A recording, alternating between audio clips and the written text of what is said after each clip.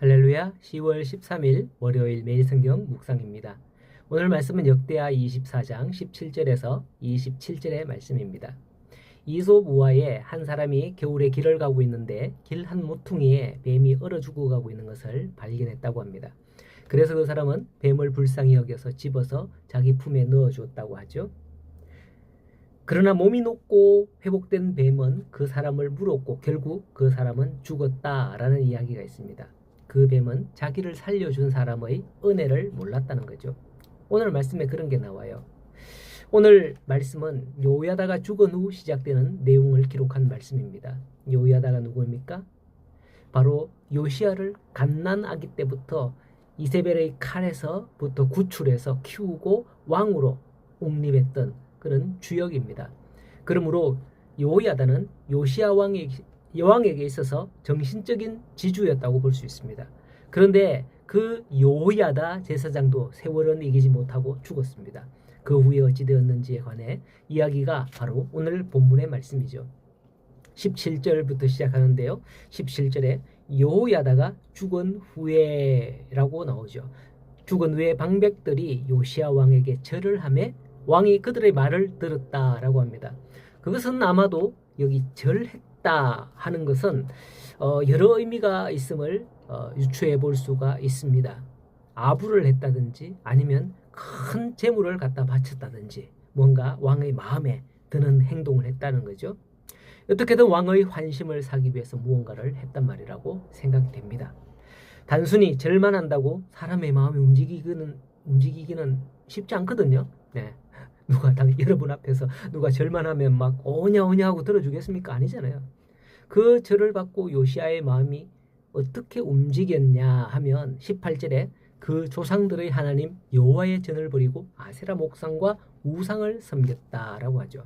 이건 완전히 요시야 왕의 마음이 180도 바뀐 거예요.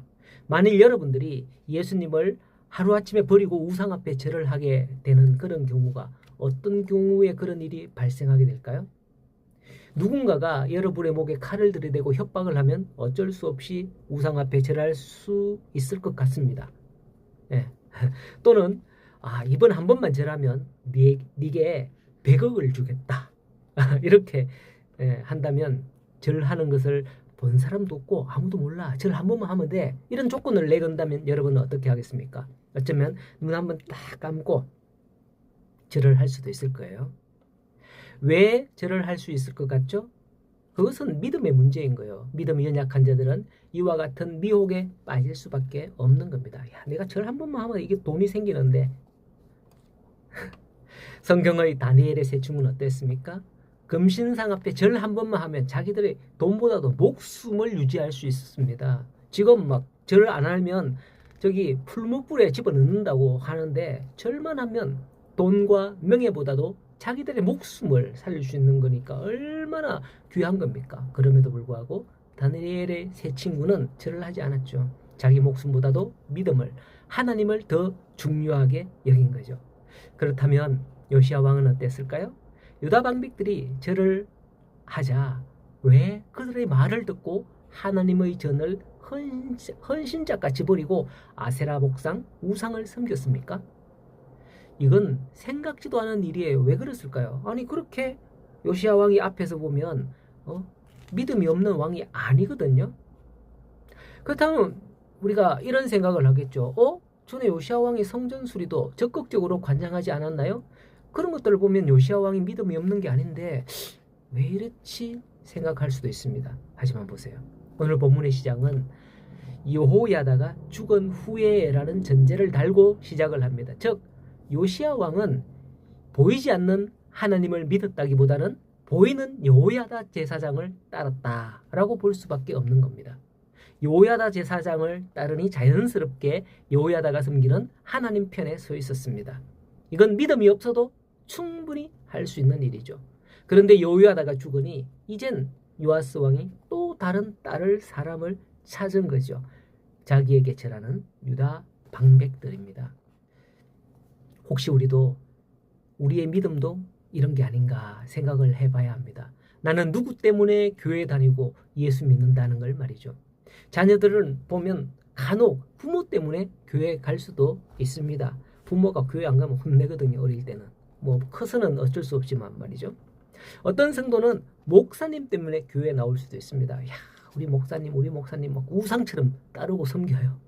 그러다가 부모가 돌아가시면, 그러다가 목사님이 다른 교회 가시면, 혹시 돌아가시면, 지금까지 저는 이와 같은 상황에서 그들이 어떤 선택을 하는지 쭉 부교육자로 섬기면서 그런 많은 것들을 보았었습니다.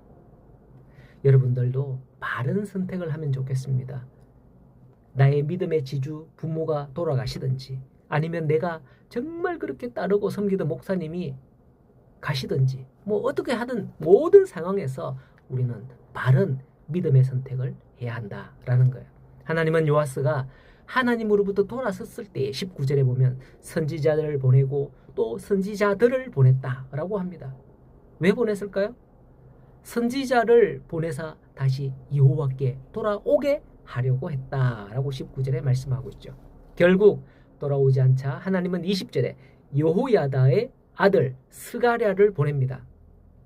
요시아에게 있어서 여호야다는 정신적 지주였기 때문에 그의 아들을 보내면 혹 돌이키지 않을까 해서 하나님의 영이 감동해서 여호야다의 아들 스가랴를 보냈다라고 20절에 하고 있죠. 그러나 어떻게 됩니까? 요시아는 여호야다의 아들을 무리와 함께 꾀하고 왕의 명령을 따라 그를 여호와의 전뜰에서 돌로 쳐 죽였다. 20절에 그렇게 기록되고 있습니까? 아니 이게 뭐예요? 이 사건을 대할 때 저는 예수님의 비유가 생각이 났어요. 누가복음 20장에 나오는데요. 포도원 농부들의 비유입니다. 이 포도원 농부들의 비유의 실사가 이게 아닌가 이렇게 느꼈어요. 예수님의 비유에서 한 사람이 포도원을 농부들에게 세로 주고 타국에 갔습니다. 때가 이름에 추수 때가 이름에 세를 받기 위해서 종들을 보냈지만 때려서 보냈다고 합니다. 그러자 주인은 계속해서 종들을 보냅니다. 그러나 그 세를 받은 농부들은 상하게 하고 능욕하고 때려서 내쫓았다 그러죠. 이후 주인은 자기 아들을 보내면 그들이 말을 들을 것이다 생각하고 아들을 보냈지만 어떻게 합니까? 그들은 생각하기를 이는 상속자니 죽이고 그의 유산을 우리 것으로 만들자 하고 그 아들을 죽입니다. 그러자 주인은 어떻게 하죠? 와서 농부들을 진멸했다 하는 비유가 바로 예수님의 포도원 농부 비유 누가복음 20장에 나오는 말씀입니다. 이 비유가 바로 오늘 본문의 사건과 딱 맞아떨어집니다. 결국 요시아 왕은 여호야다의 아들까지 죽이며 은혜를 원수로 갚았죠. 이에 하나님은 그냥 놔두지 않습니다. 23절을 보면 아람 군대를 보내어 요시아를 치는데 아람 군대가 적은 무리로 왔으나 여호와께서 심히 큰 군대도 그들의 손에 넘겼다라고 합니다. 이에 요시아는 중상을 입은 후에 돌아오지만 신하에 의해서 죽임을 당하고 맙니다. 왜 오늘 요시아가 이런 일을 당할 수밖에 없었습니까? 그것은 그가 믿음이 없었기 때문에, 믿음이 없이 사람을 따랐기 때문입니다. 혹시 여러분들이 교회를 섬기고 봉사하시는 것은 좋지만 그게 믿음으로 하는 것이어야지 그게 아니고 사람을 보게 하는 것, 사람을 보고 하는 것이 되어서는 안 됨을 깨달으시기 바랍니다. 그런 성도는 눈앞에 더 좋은 게 나타나면 또 그걸 따라가게 마련이에요. 결국 그 모든 길은 멸망의 길입니다. 잠언 14장에 보면 어떤 길은 사람이 보기에 바르나 필경은 사망의 길이니라 라고 말씀을 하죠. 사람의 길을 따르지 말고 하나님의 길을 믿음으로 따르는 우리 모든 성도들이 되기를 간절히 소원하고 축복합니다. 오늘도 복된 하루가 되십시오.